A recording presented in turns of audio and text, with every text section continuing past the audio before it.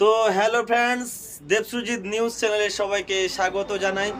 আজকে আবারও তোমাদের সামনে আরও একটা ব্লগ ভিডিও নিয়ে আসলাম। ব্লগ ভিডিওতে আমি দেখাবো সদিলাপুর, মানে মালদা জেলার অন্যতম একটা জায়গা। তো খুবই সুন্দর একটা জায়গা, সেই জায়গাটা তোমাদেরকে আমি ঘুরে ঘুরে দেখাবো কোথায় কি কি হয়, কোথায় কি কি আছে। তো সেগুলো জিনিস দেখতে গেলে অবশ্যই আমার ব্লগ চ্যানেলটার সঙ্গে থাকো, দেখতে থাকো আমার দেবসুজিত নিউজ চ্যানেল।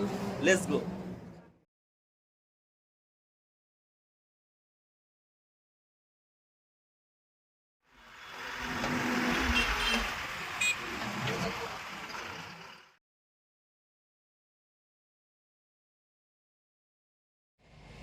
তো ফ্রেন্ডস, আমরা অবশেষে চলে এসেছি সদিলাপুর গেটে। এই যে সদিলাপুরের গেট। আর এই সদিলাপুর জায়গাটা অনেক গুরুত্বপূর্ণ, কিছু কিছু জিনিস আছে, অনেক আগেকার যুগের কিছু স্মৃতি আছে, অনেক মানে কি বলবো, সাধু লালা বাবা অনেকই জন ছিল এই সদিলাপুর জায়গাতে। তো এখানে সেই সমস্ত জায়গাটাই তোমাদেরকে আমি ধীরে ধীরে ব্লগের মাধ্যমে দেখাবো। তোমরা শুধু আমার ব্লগ চ্যানেলটা। তো ফ্রেন্ডস, এই যে দেখতে পাচ্ছ আমরা সদিলাপুর প্রবেশ করছি। তো এই হচ্ছে সদিলাপুর।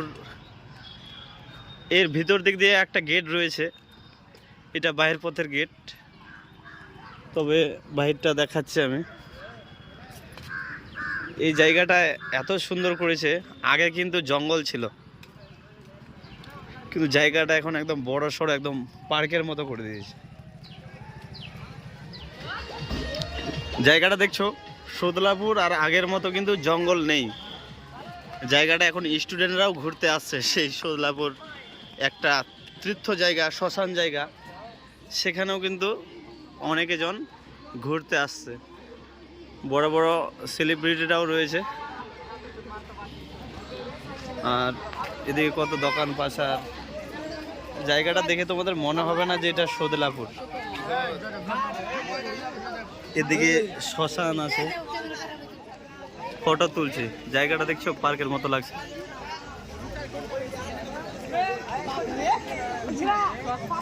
এই যে শিব মন্দিরটা সামনাসামনি গিয়ে তোমাদেরকে আমি দেখাবো। এই যে ভোলা বাবাটা,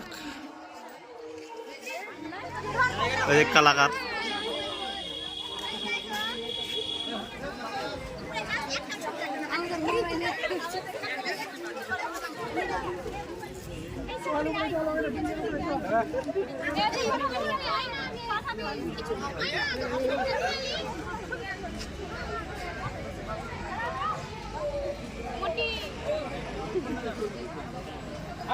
দেখতে পাচ্ছি সবাই, সব স্টুডেন্টরা ছবি তুলছে। এখন আমরা চলে যাব শ্মশানের দিকে। এ দাদা, এখানে কি করছো? কখন আসলা? তীর্থ করতে এসেছি। ও আচ্ছা, সদিলাপুরে তীর্থ করার খুব শখ ছিল আমার। আমি ভাবতে পারিনি আপনার সঙ্গে দেখা হয়ে যাবে আর কি। এখানে আপনি এসেছেন। আপনি কি করতে আসছেন? আমি এই যে একটু ব্লগ ভিডিও করছি, দেখাচ্ছি জায়গাটা। জায়গাটা দেখান, খুব সুন্দর জায়গা, কেউ যদি আসে। সদিলাপুর যে মন্দিরটা রয়েছে, সেই মন্দিরের মধ্যে ঢুকছি আমি। তার আগে জায়গাগুলো দেখো, কত সুন্দর ডিজাইন করেছে, কি সুন্দর। জায়গাটা দেখে মনে হবে না যে এটা সদিলাপুর। দেখা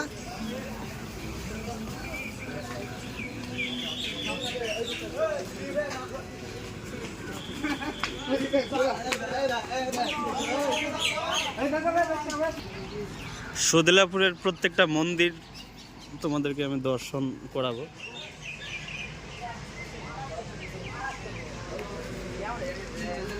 তারপরে দিকে মা কালী আছে।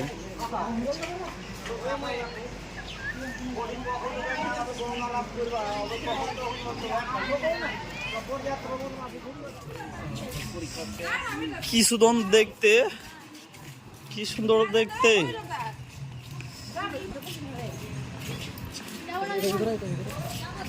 এই যে এখন এই মন্দিরে ঢুকবো। এদিকে লালা বাবা আছে, এদিকে অনেক দেবী দেবতা ঠাকুর আছে, যেমন কৃষ্ণ ঠাকুর,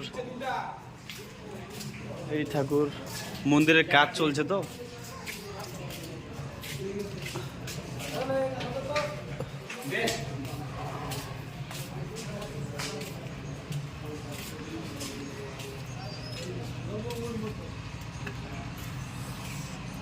ওদের ঘাট, গঙ্গার ঘাট।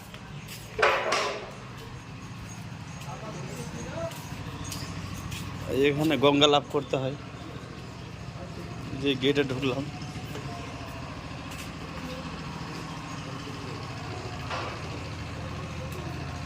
যে মা পদ্ম,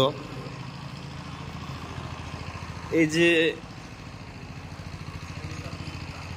এর নদীটা দেখাচ্ছি, গঙ্গা স্নান করে সবাই এই যে নদীতে। এই যে দেখো কেউ কেউ গঙ্গা লাভ করছে নদীতে। তো এখানে স্নান করে সবাই, এখানে গঙ্গা লাভ করে মন্দিরের ভিতরে। এই যে এখানে একটা শিব মন্দির রয়েছে, এই যে এখানে লালা বাবার মন্দির।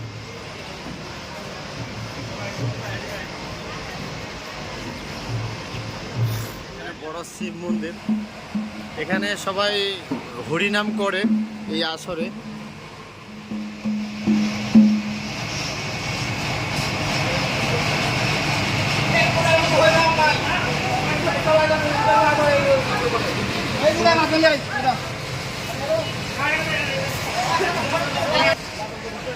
এই যে দেখতে পাচ্ছ, এটা হচ্ছে শ্মশান।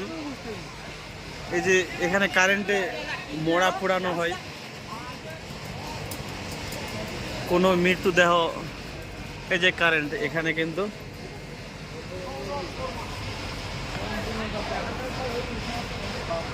মোড়া পোড়ানো।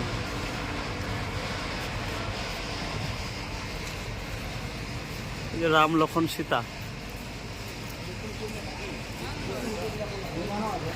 জায়গাটাতে দেখতে পাচ্ছ কত ভিড়।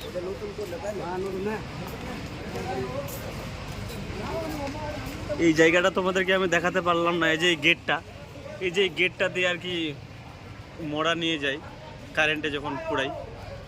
তো যাই হোক, উপরে উঠতে দেবে না, সেই জন্য দেখাতে পারলাম না।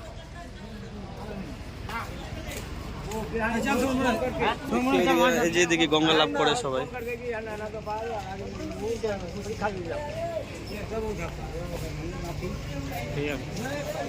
এই যে জায়গাটা দেখতে পাচ্ছ,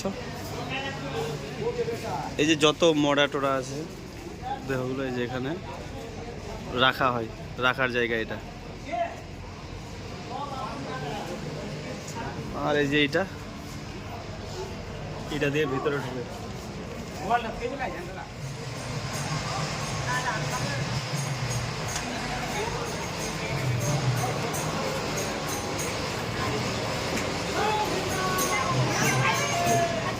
বন্ধুরা দেখতে পাচ্ছ সজলাপুরের দৃশ্যটা। এখানে অনেক ছাত্রই মানে এই মন্দিরে, এই ভোলে বাবার মন্দিরে সবাই প্রবেশ করে না। ভোলে বাবার কাছে সহজে কেউ কিন্তু আসে না, যাদের কপাল পোড়া তারাই কিন্তু সহজে আসে, তাই না? তো যাই হোক, অনেকেই মেয়েগুলাই এসছে দেখতে পাচ্ছি, তাদেরকে কপাল কি সত্যি পোড়া সেটা বুঝতে পারছি না, কিন্তু দেখো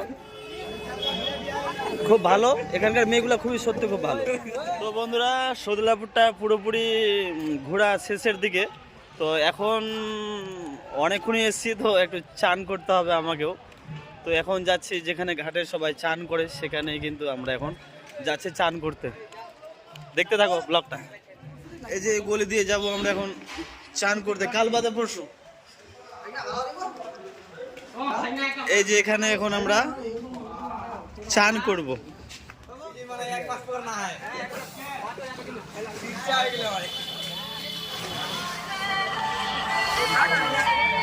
এখন কাপড় চোপড় খুলছি। মানুষের চুল দিয়ে সাদা ফেকনা বার হয়, কিন্তু আমার চুল দিয়ে কালো ফেকনা বার হচ্ছে।